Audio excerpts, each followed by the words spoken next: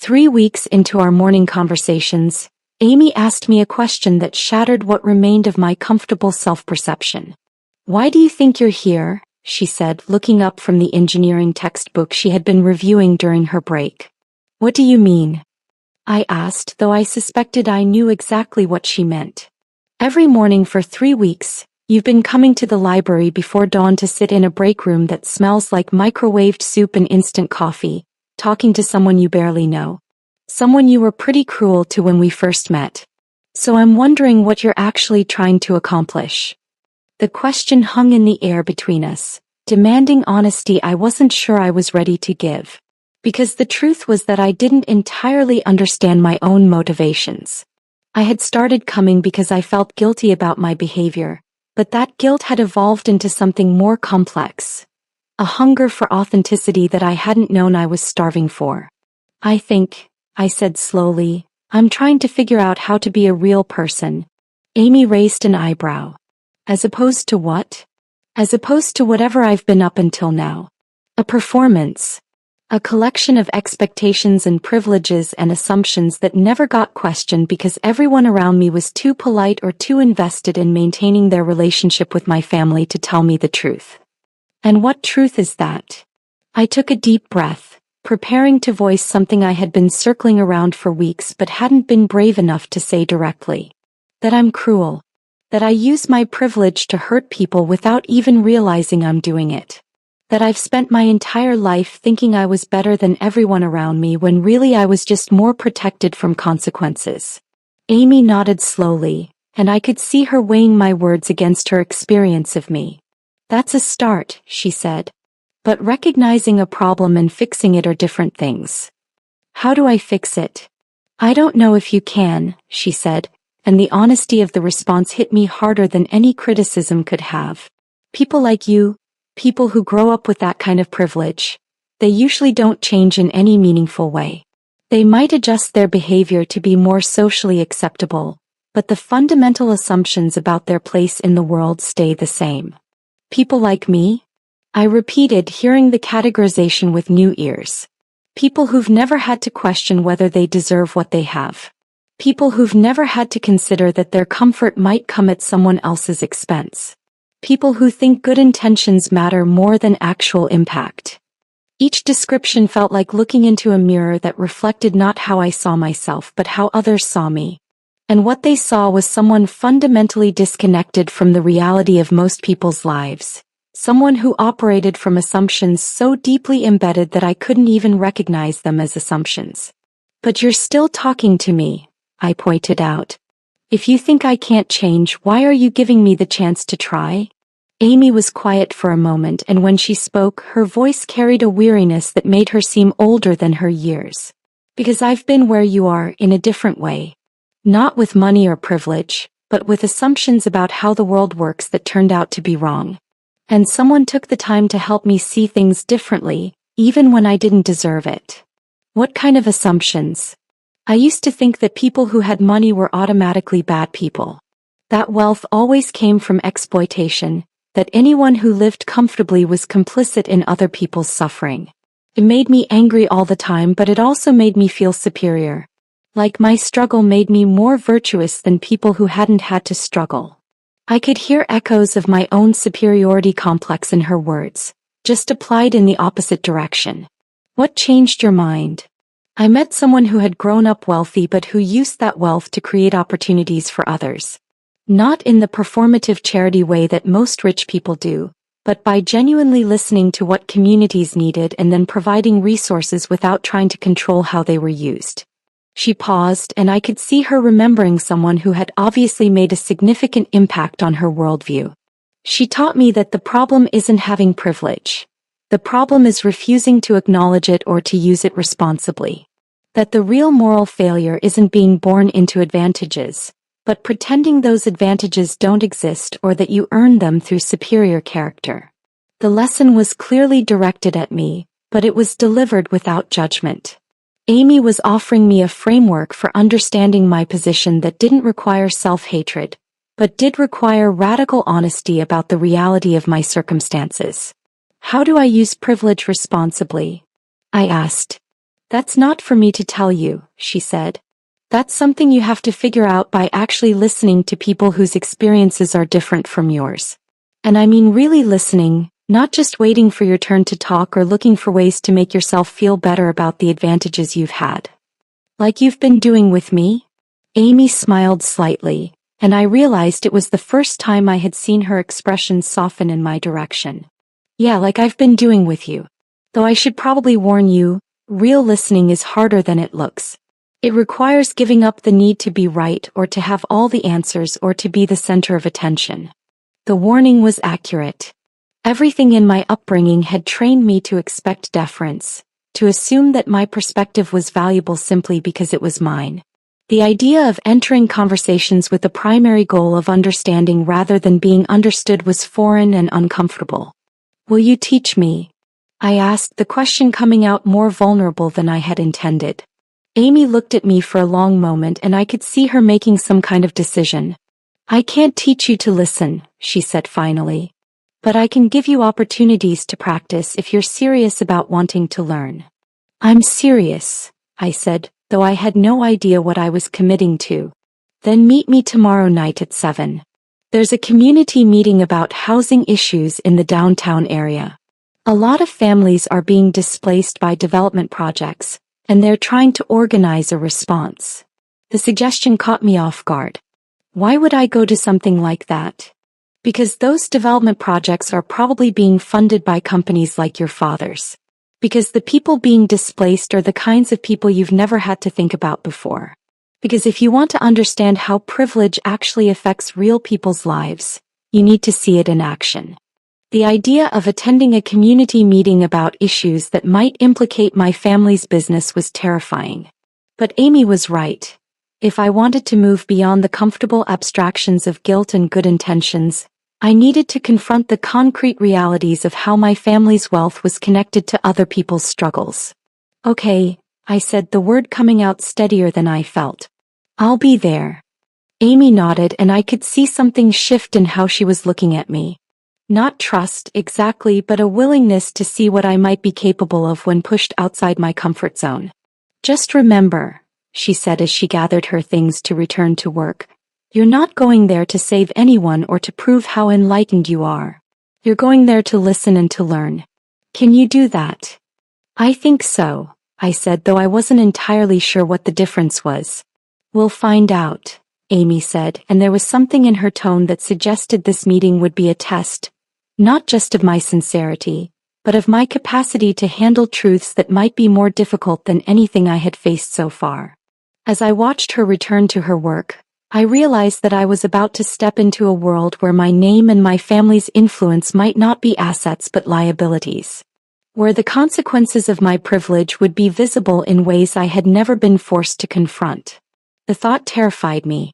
But it also filled me with something I hadn't felt in years.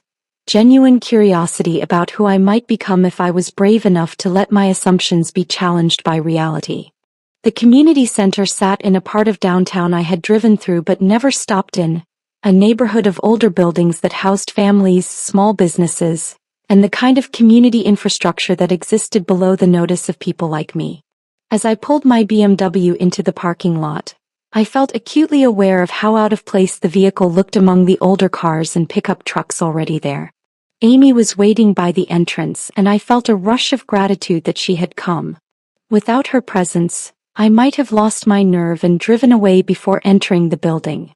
She was dressed simply in jeans and a sweater, but there was something different about her demeanor, a sense of belonging that I envied. You came, she said, and I heard surprise in her voice. Did you think I wouldn't? I thought you might change your mind once you realized what you were walking into. She wasn't wrong. During the drive over, I had considered a dozen excuses to avoid this meeting.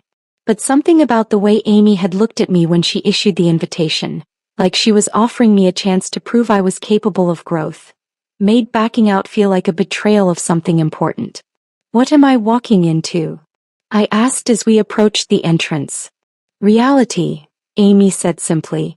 The meeting room was fuller than I had expected, with about 50 people of various ages crowded into folding chairs arranged in rough circles.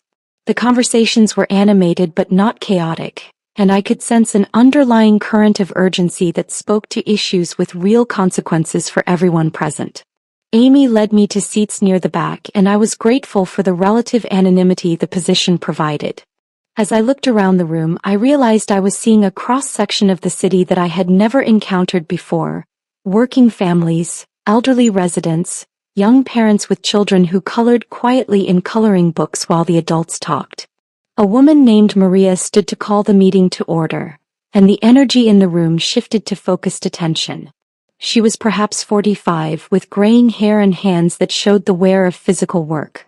But she commanded the space with a quiet authority that reminded me of my father's boardroom presence. "Thank you all for coming," Maria began. "We all know why we're here. The Riverside Development Project has been approved, and construction is set to begin in 6 months. That means 200 families need to find new housing, most of us with very little time and very few options that we can afford."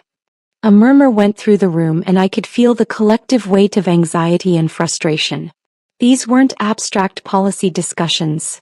These were people talking about their homes, their children's schools, their elderly parents who couldn't easily relocate. "The developers have offered relocation assistance," Maria continued, "but the vouchers they're providing won't cover rent in most of the city. They're essentially offering us money to become homeless somewhere else." An older man raised his hand. "Have we gotten any response from the city council about affordable housing requirements?" "The developer was granted an exemption," Maria replied, and the frustration in her voice was unmistakable. "They argued that the project would create jobs and increase property values, so the normal requirements for affordable units were waived." I felt a chill run through me as the details became clearer. This sounded exactly like the kind of development project my father's company regularly pursued: acquire property in transitional neighborhoods, secure permits and exemptions through political connections, then build high-end housing or commercial spaces that served a completely different population than the one that had been displaced. "Do we know who the developer is?" someone asked from the front of the room. Maria consulted her notes. "Blackstone Development Group in partnership with Meridian Properties." The blood drained from my face. I knew that company name because I had grown up hearing about its projects at dinner tables and board meetings. Blackstone Development Group wasn't just connected to my family. It was my family. My father was the primary owner, and I had a trust fund that included shares in the company. I was not just a witness to this displacement. I was a beneficiary of it. Amy must have seen my reaction because she leaned over and whispered, "Are you okay?" I couldn't answer immediately. I was struggling to process the reality that my comfortable life, my expensive education, my designer clothes and luxury car were all funded in part by the very practices that were forcing these families from their homes. The abstract concept of privilege had suddenly become concrete and personal. The meeting continued around me, but I was trapped in my own realization. Every detail shared.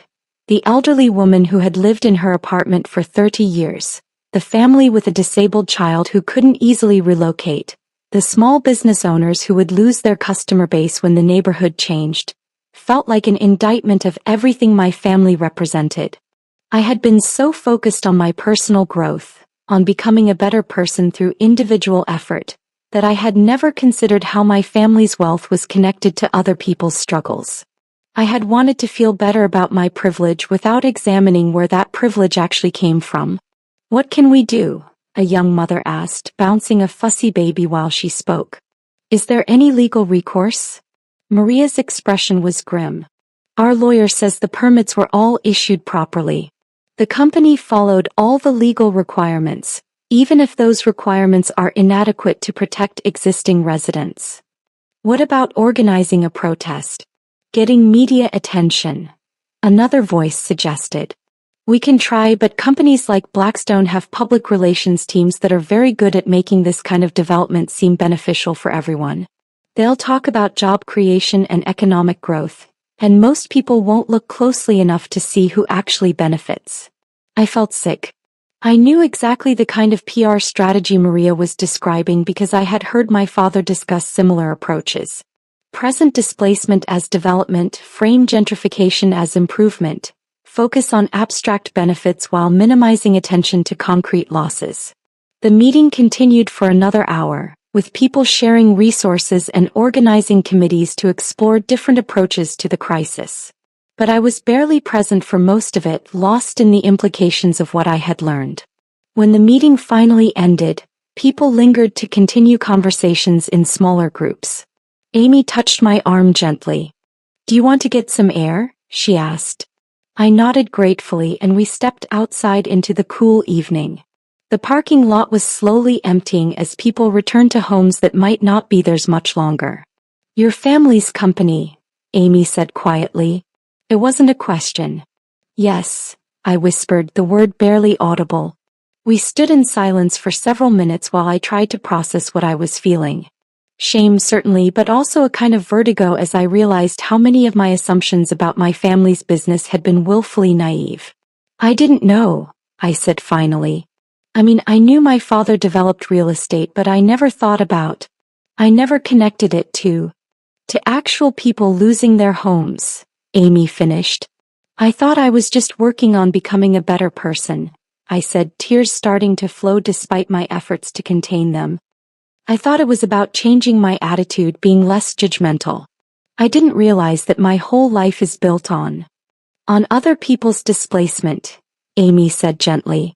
"On policies that benefit people with capital at the expense of people without it." The truth was devastating in its simplicity.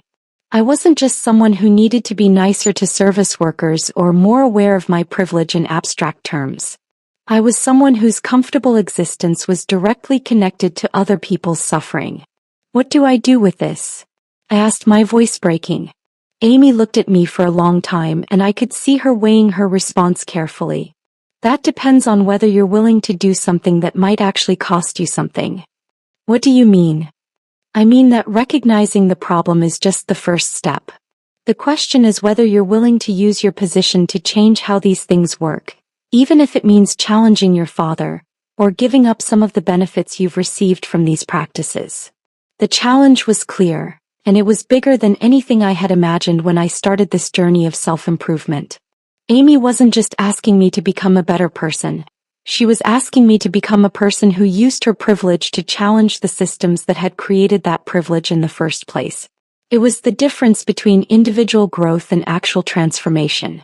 Between feeling better about myself and doing something that might actually matter. I looked back at the community center where a few people were still gathered in intense conversation, and I realized that this moment would define everything that came next.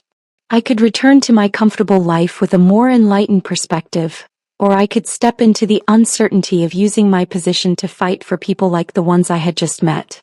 "I want to do something that matters," I said, the words coming out stronger than I felt. Amy nodded slowly. "Then we have a lot of work to do." I didn't sleep that night. I lay in my expensive bed, staring at the ceiling, replaying every word from the community meeting. Each time I closed my eyes, I saw Maria's face as she described families being displaced, heard the worry in the young mother's voice as she asked about legal recourse.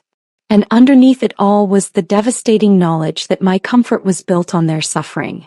By morning, I had made a decision that would have seemed impossible just weeks earlier. I was going to confront my father about Blackstone Development's practices, armed with nothing but the truth I had witnessed and the growing conviction that silence made me complicit. I found him in his study at 7 a.m., already reviewing reports and returning calls to the East Coast. The familiar scene, the mahogany desk, the leather-bound books, the crystal decanter of whiskey that never seemed to empty, looked different now. Where I had once seen success and authority, I now saw the infrastructure of displacement. "Father," I said, settling into the chair across from his desk without waiting for invitation, "I need to talk to you about the Riverside Development Project." He looked up from his papers, surprise flickering across his features. I had never shown interest in specific business deals before, content to benefit from their profits without examining their methods. "What about it?" he asked, his tone suggesting mild curiosity mixed with caution. "I went to a community meeting last night. There were families there who are being displaced by the project. People who have lived in that neighborhood for decades, who can't afford to relocate with the assistance you're providing. My father's expression shifted to something more guarded. Zoe, I'm not sure you understand the complexities of development projects. We follow all legal requirements for relocation assistance. We're not responsible for broader housing market conditions. But you know that the assistance you're providing isn't adequate, I pressed.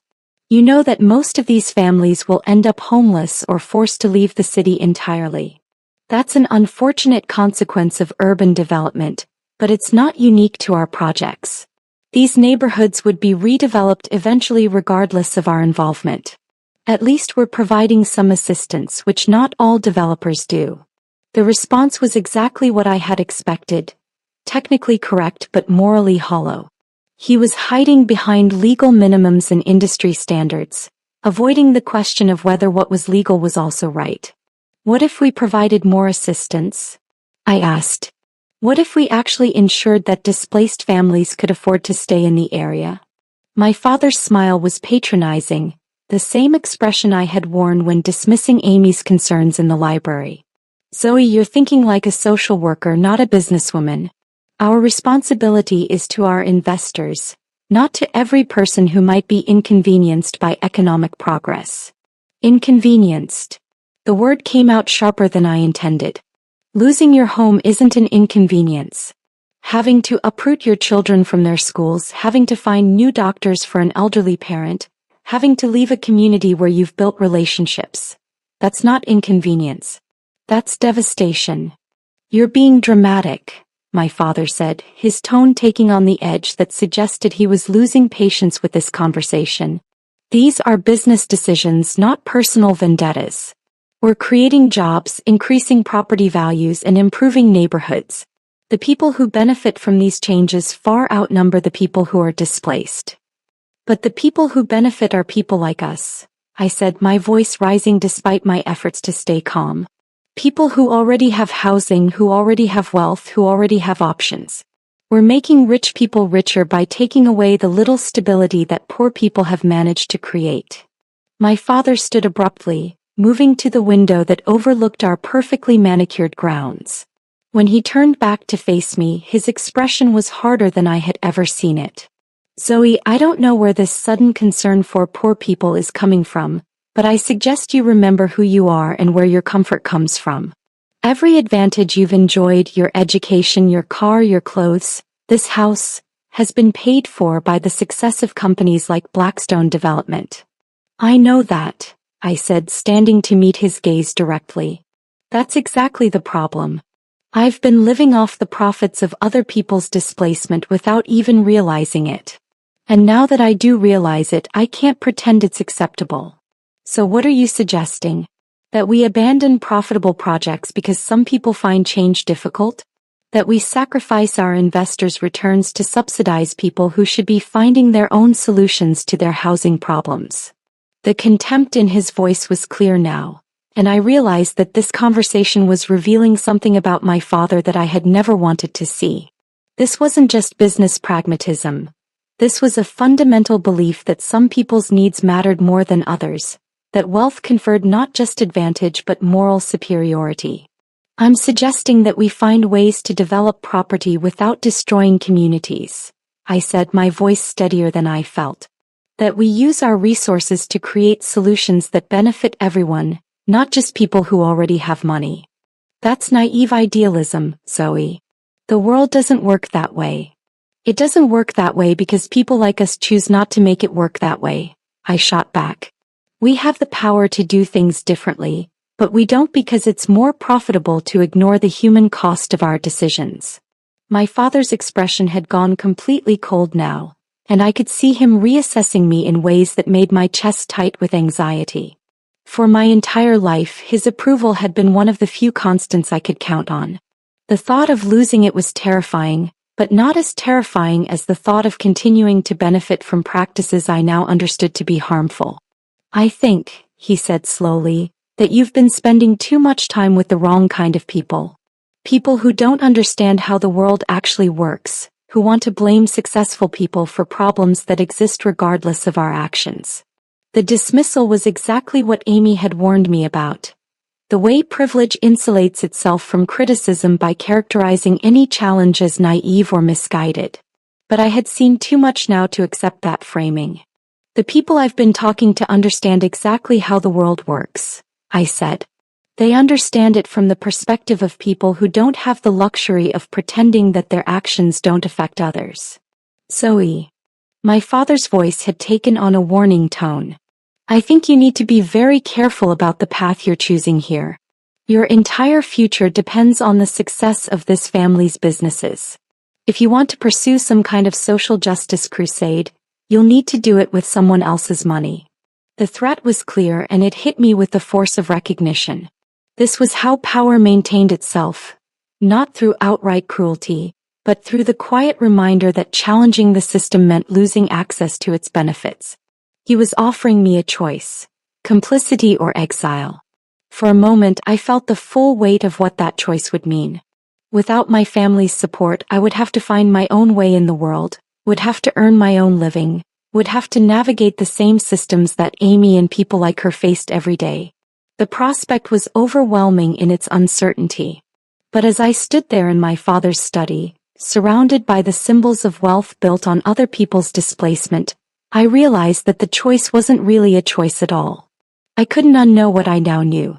I couldn't return to the comfortable ignorance that had sustained me for so long. Then I guess I'll have to find another way, I said, my voice barely above a whisper. My father stared at me for a long moment, and I could see him processing the implications of my response. When he spoke again, his voice was devoid of warmth. I hope you understand what you're giving up. I hope you understand what you're choosing to keep, I replied. The conversation was over. We both knew it, though neither of us moved immediately. This moment felt like the end of something fundamental. Not just our discussion, but the relationship we had built around shared assumptions about how the world worked and our place in it. Finally, my father returned to his desk and his papers, dismissing me without words. I left his study feeling like I was walking out of my old life into something entirely unknown. I found myself driving aimlessly through the city, processing what had just happened. I had essentially chosen Amy's version of reality over my father's, had aligned myself with people I barely knew against the family that had given me everything I thought I valued. The magnitude of the decision was beginning to sink in. I would need to find my own housing, my own source of income, my own way of navigating a world that had always been cushioned by my family's influence. The practical challenges were daunting, but underneath the anxiety was something unexpected: relief. For the first time in my life, I was going to discover who I was when stripped of the privileges that had defined me.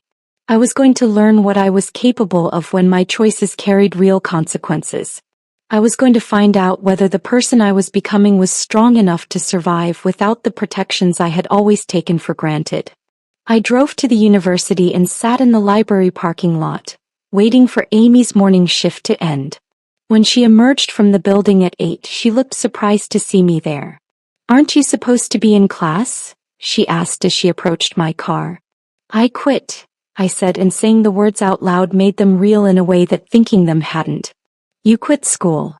"I quit everything." I talked to my father about the development project. He gave me a choice between staying complicit and getting cut off from family support. I chose to get cut off. Amy stared at me for a long moment, and I could see her trying to process what I was telling her. "Are you serious?" "Completely serious. As of this morning, I'm officially poor." It was an oversimplification. I had some money saved and I could probably sell some possessions to sustain myself for a while. But the infrastructure of privilege that had surrounded me my entire life was gone, and with it went the certainty that had always characterized my existence. "Why?" Amy asked, and I could hear genuine confusion in her voice. "Because I couldn't live with knowing where my comfort came from and doing nothing about it. Because I'd rather struggle with integrity than live comfortably while other people suffer for my benefit." Amy looked at me for a long time and I saw something shift in her expression. Not quite trust, but a recognition that something fundamental had changed. "You know this means everything gets harder now, right?" she said. "Finding housing, paying for food, figuring out how to support yourself. None of that is easy when you don't have family money to fall back on. I know, I said, though I suspected I didn't really understand the full implications yet. Will you help me figure it out?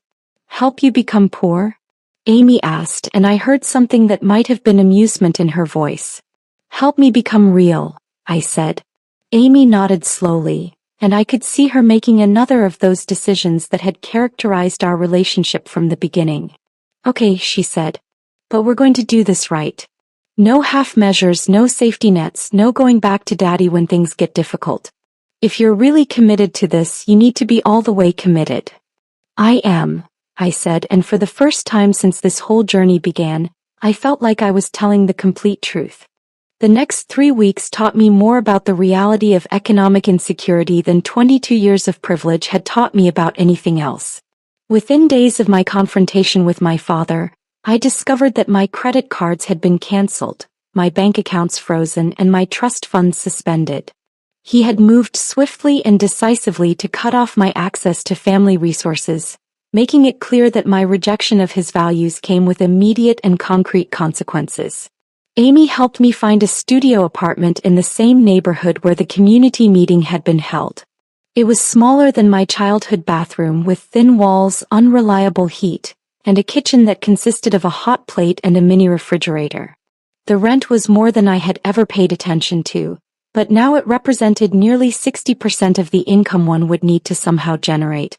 This is what working-class housing looks like, Amy explained as we stood in the empty space that would become my new home. When you're spending most of your income on rent, you don't have much left for anything else. I tried to imagine filling this space with the possessions I had accumulated over a lifetime of abundance, but it was immediately clear that most of my belongings wouldn't fit. More importantly, they wouldn't survive the transition to a life where every purchase required careful consideration. What do I actually need? I asked, overwhelmed by the process of distinguishing between wants and necessities. A mattress, some basic cooking supplies, a few changes of clothes, Amy said. Everything else is luxury. The word luxury had new meaning now. Items I had considered basic, multiple sets of sheets, a full spice rack, enough clothes to go weeks without repeating outfits, were revealed as indulgences available only to people who didn't have to choose between comfort and survival. We spent a day shopping at thrift stores and discount retailers, searching for the basic necessities of independent adult life. Amy guided me through the process with patience that I didn't deserve, teaching me to comparison shop, to calculate cost per use, to prioritize durability over aesthetics. This is how most people live, she explained as we debated whether to spend $15 on a set of plates or $5 on a single bowl that could serve multiple purposes. Every purchase is a choice about what you can afford to prioritize. I was learning a new mathematics, not the abstract calculations I had studied in school, but the concrete arithmetic of survival. If rent was $800 and I could earn $10 an hour, I needed 80 hours of work just to pay for housing. Food, utilities, transportation, and basic necessities would require additional hours, leaving little time for anything else. Amy helped me find work at a restaurant downtown, the same place where she picked up evening shifts when her library work wasn't enough to cover her expenses. The manager, a tired-looking woman named Rosa, hired me for the breakfast shift after Amy vouched for my reliability. You ever worked food service before? Rosa asked during my brief interview. No, I admitted, realizing that this simple question highlighted another gap in my experience. I had eaten in restaurants countless times, but I had never considered what it was like to work in one. It's hard work, Rosa warned. Early hours, difficult customers, not much money. You sure you want this? I'm sure, I said, though I had no idea what I was agreeing to. My first day of work began at 5 a.m., requiring me to wake at 4 to allow time for the bus commute I couldn't yet afford to replace with a car. The kitchen was already busy when I arrived, with cooks preparing for the breakfast rush and servers setting up their stations. Amy had worked this shift before and knew the routine, but everything was foreign to me. The speed at which experienced servers moved, the complex systems for tracking orders and payments, The physical demands of carrying heavy trays and standing for hours. It was like learning a new language while being expected to achieve fluency immediately. Table 6 wants their eggs over easy, not scrambled, called out Sandra, the server who was training me. And they're already irritated because their coffee took too long. I hurried to correct the order, but my inexperience showed in every movement. I spilled coffee, mixed up table numbers, and struggled to keep track of the dozens of small details that experienced servers managed effortlessly. The customer's impatience was palpable, and I began to understand why service workers often seemed stressed. They were performing complex choreography under constant pressure, for wages that barely covered basic expenses. By the end of my first week, my feet ached constantly, my back was sore from lifting and bending, and I had developed a new appreciation for the skill required to do this work well. But more than the physical challenges, I was struggling with the psychological adjustment to being invisible. As Zoe Blackstone, I had been accustomed to attention, deference, and the assumption that my needs mattered. As a server in a busy restaurant, I was functionally invisible to most customers, a delivery mechanism for food and drinks, not a person with thoughts, feelings, or circumstances worth considering. "You'll get used to it," Amy said one evening as we rode the bus home together after our shifts. "Most people don't see service workers as real people. You're just part of the infrastructure of their dining experience." The observation was delivered without bitterness, just matter-of-fact recognition of how power dynamics worked in these interactions. But it stung because I recognized my own behavior in her description. How many servers had I ignored or dismissed over the years? How many people had I treated as functions rather than individuals? "How do you stand it?" I asked. "You develop a thick skin," Amy said. "And you remember that their behavior says more about them than it does about you. Most people who treat service workers badly are just repeating patterns they learned from living in a system that teaches them their comfort is more important than other people's dignity." The insight was generous in a way that I admired but couldn't quite understand. Amy had every right to be angry about the way she was treated, but instead she had developed a framework for understanding that behavior that allowed her to maintain her own sense of worth despite constant dismissal. "Doesn't it make you angry?" I pressed. "Sometimes," she admitted. "But anger without action is just corrosive. I'd rather use my energy trying to change things than being resentful about the way they are." We rode in comfortable silence for a few minutes, and I found myself studying Amy's profile in the dim bus lighting. There was something about her that I was only beginning to understand, a strength that came not from protection or privilege, but from surviving difficulties that would have broken someone like me just weeks earlier. "Amy," I said, the words coming out before I could consider their implications. "I think I'm falling in love with you." She turned to look at me and I saw surprise followed by something more complex cross her features. For a moment neither of us spoke and I could feel the weight of what I had just revealed hanging between us. "Zoe," she said finally, her voice gentle but serious. "Are you sure that's what this is? Or are you just grateful to someone who helped you see yourself more clearly?" The question forced me to examine my feelings more carefully than I had been willing to do. Was I in love with Amy, or was I in love with the person she had helped me become? Was I drawn to her specifically, or to the authenticity she represented after a lifetime of performed relationships? "I don't know," I admitted. "Maybe both. But I know that you're the first person who's ever seen me clearly and still thought I was worth helping. The first person who challenged me to become better instead of just accepting who I was." Amy nodded slowly, and I could see her weighing my words against everything she knew about me and my journey. "I care about you too," she said. "But I need you to understand something. If this is real, if what you're feeling is genuine, it can't be about gratitude or fascination with a different way of life. It has to be about who we actually are, not who we represent to each other." "How do I know the difference?" "Time," Amy said simply. "And honesty. And continuing to do the work of becoming someone who can love authentically, not just someone who wants to be loved by someone authentic." The bus reached my stop and I stood to leave, but Amy caught my hand gently. "For what it's worth," she said, I'm proud of how far you've come. And I'm willing to see where this goes if you're really committed to the person you're becoming. I squeezed her hand briefly before stepping off the bus, but her words followed me into my small apartment. I was beginning to understand that love, like everything else I was learning, would require letting go of my old assumptions about how relationships worked. It couldn't be based on need or admiration or the desire to be saved. It would have to be built on mutual respect between people who had chosen to see each other clearly, flaws and strengths alike. As I settled into my narrow bed that night, surrounded by the sounds of neighbors I was still learning to live among, I realized that my journey was far from over. I had learned to survive without privilege, but I still needed to learn to thrive with integrity.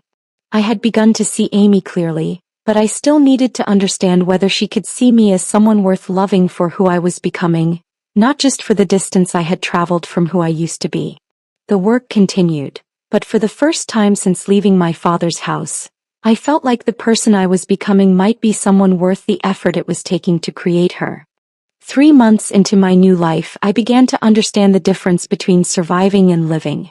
The initial crisis of learning to pay rent and buy groceries had given way to a subtler challenge: figuring out how to build a meaningful existence within the constraints of limited resources and constant work.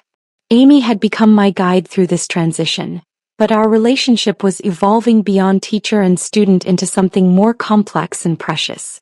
We developed routines together: shared bus rides to work, grocery shopping with careful attention to sales and coupons, quiet evenings in one of our small apartments where we would study together, she working on her engineering coursework while I read books about community organizing and economic policy.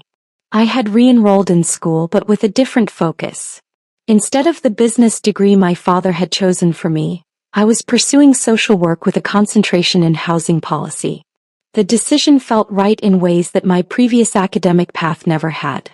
For the first time, I was studying subjects that connected directly to the work I wanted to do in the world. "You know, this career path doesn't pay much, right?" Amy asked one evening as I worked on an assignment about affordable housing advocacy. "I'm learning that most meaningful work doesn't pay much," I replied. "At least not in terms of money." Amy smiled at this, and I could see approval in her expression. "What other kinds of payment are there?" "The knowledge that what you're doing matters. The feeling of being connected to something larger than yourself. The possibility that your work might make things better for people who need them to be better." These weren't abstract concepts anymore. Through my coursework and my part-time work with a local nonprofit, I was beginning to understand how individual actions could connect to broader social change.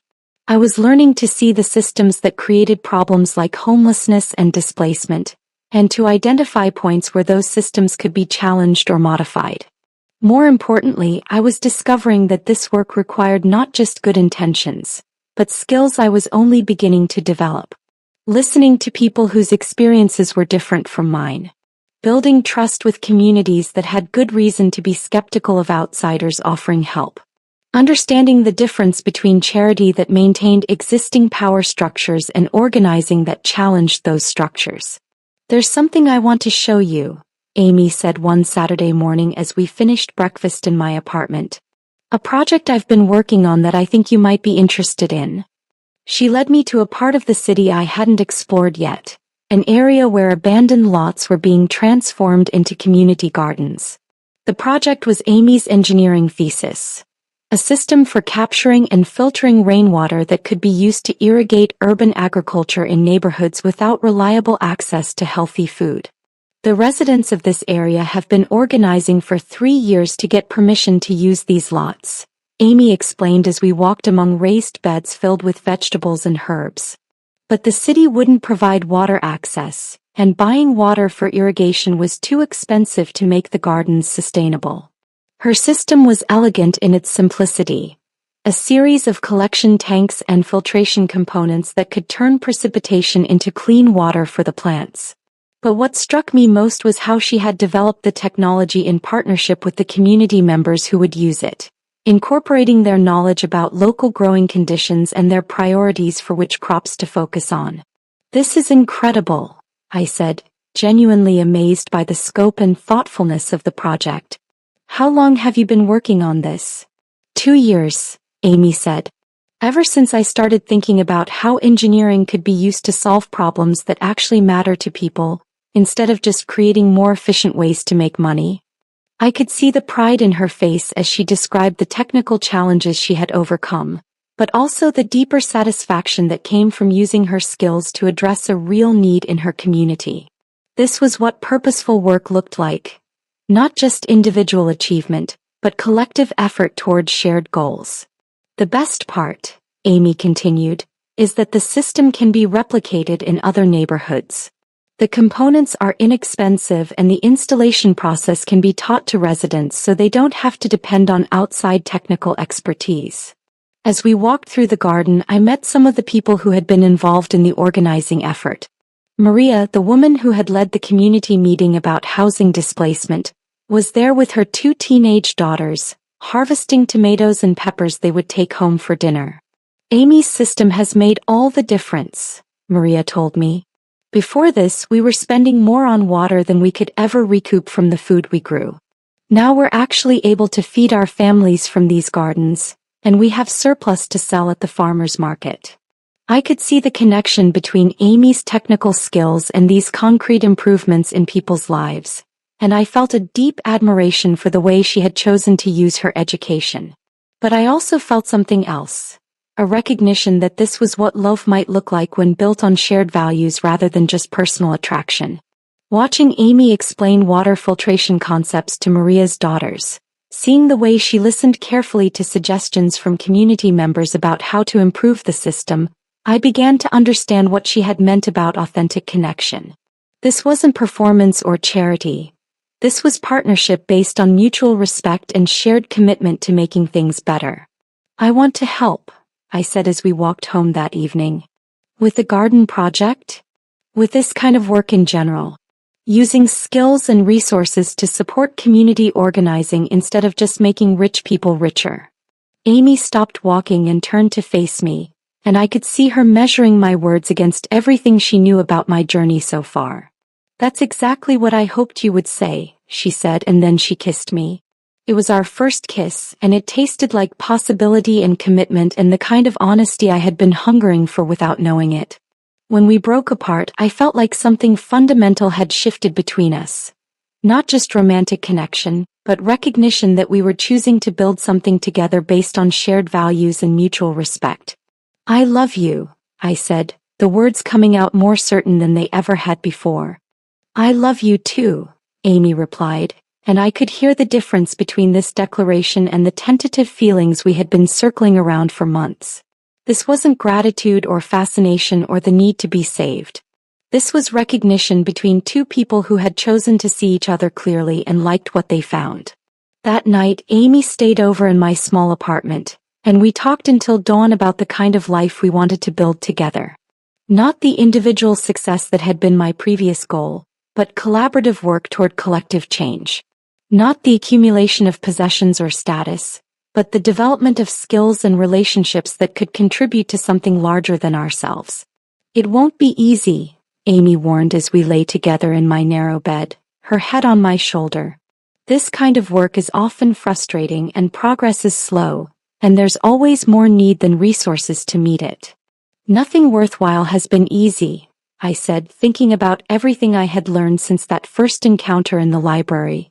And besides, I have you to help me figure it out. You have yourself to help you figure it out, Amy corrected gently. I can be your partner, but I can't be your guide anymore. From here on, we're in this together as equals. The distinction was important, and I understood what she was offering me. Not the continuation of a teacher-student dynamic, but the beginning of a partnership between 2 people who had chosen each other with full knowledge of their flaws and strengths alike. As I drifted off to sleep with Amy in my arms, I felt a kind of contentment I had never experienced during my years of privilege and comfort. This feeling wasn't based on security or luxury or the absence of challenge. It was based on the knowledge that I was becoming someone worthy of the love I had received, someone capable of giving that love authentically in return. The transformation that had begun with cruel words in a library had led me to this moment. Not just a better version of my old self, but a fundamentally different person who understood that real wealth came from connection, purpose, and the courage to use whatever advantages you had in service of something bigger than your own comfort. There was still work to do, battles to fight, systems to challenge. But for the first time in my life, I felt ready for that work because I wasn't facing it alone. I had found not just love, but partnership with someone who shared my commitment to making the world more just and generous than the one we had inherited.